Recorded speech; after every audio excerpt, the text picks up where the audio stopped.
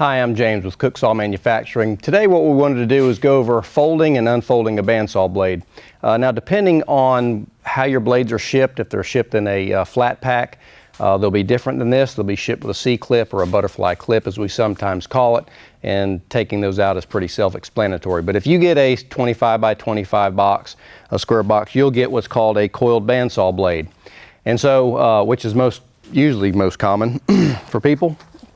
And so we wanted to go over how to unfold these. Sometimes, you know, we've been in this industry a long time, we take for granted some of these things. So, but what you'll want to do is have you first a good pair of gloves on, good pair of leather gloves, and a pair of safety glasses, which I don't have. So just ignore that part. But what you want to do is holding this blade in your hands, what I typically do is have the teeth facing my fingertips. Okay, you can do it however you want to do it. I'm just telling you the way that I do it, and so you can emulate that or not.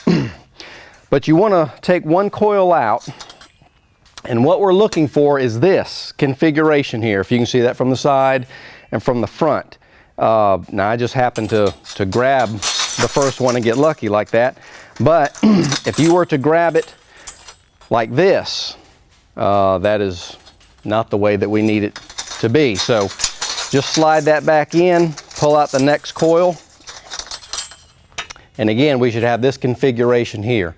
Now once we have this, what we want to do is grab the right side with our right hand and grab this left hand coil with the left hand and slowly just let it release itself. Now keep in mind, the shorter the blade, the thicker the blade, the wider the blade, the more springy or more stiff even it's going to be. So this is an 1¼ inch blade, which is most common. It's easy to do, so I'm not having that issue, but be very cautious, because the wider, thicker, and shorter that you have, the more that blade is going to spring out. So again, when unfolding that blade, you pick your blade up, and what we're looking for is this right here. Okay, again, I grab both sides with the right hand. I come around with the left hand and grab this left side coil, and I slowly release it. Okay, now when folding the blade, again, you can do this however you want to do it. But the way that I try to do it is I do it with the teeth up, or I have the teeth up when I'm going to fold it. I put the blade in the palm of my hand, like so. It's just resting in my palm.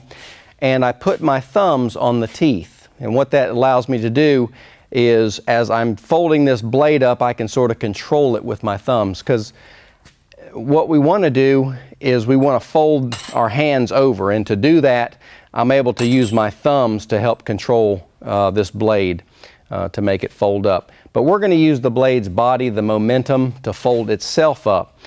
So what I do is I rest the blade against my belt here. And again, it's laying on my palms. I put my thumbs over top, and I just sort of pop it down. Okay, pop it down like so. And as I do that, I'm crossing my hands over all at the same time. Pop it down, cross it over, and then I'm still holding this blade with the left hand as well. But then I'm going to grab with the right both coils, and then I'm going to secure it with my left, and I'm going to fold it up.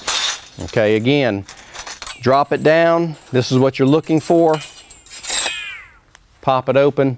Now sometimes what you'll have, if you have an 1½ inch 055 or a 2-inch blade, you'll find that, especially when they're short, when they're below 14 foot, they're tough to fold up sometimes. So something that you can do, instead of fighting this thing, trying to bring it down, because again, this is easy, it's springy, it's not a thick blade, it's an 1¼ inch 042, but you can take that thing and walk it into the side of a table. I mean, if your sharpening table or your sawmill leg, the leg of your sawmill, just something that you can get this up under and walk into it, and it'll fold itself up.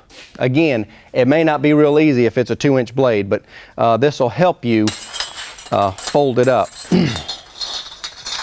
I don't know if I mentioned this. If you do this different than I do, okay, if you go to fold this with the teeth down, just keep in mind, depending on how long your blade is, when you go to fold that thing, those teeth are coming towards you. So if it doesn't catch your shin, it's going to catch some other good stuff. So be careful folding these blades up. And that's why when I teach people, I say, look, just the best thing to do is just have the teeth up. It just makes things easier, and fold the blade up like so. Anyway, hope that's helped. If you have questions, comments, leave them below. If you still have questions, give us a call. We can typically walk you through most anything. And if there's something in particular that we have not covered so far in this series, let us know, because that's what we're going to try to do, is continue this on until we have pretty much all the questions answered.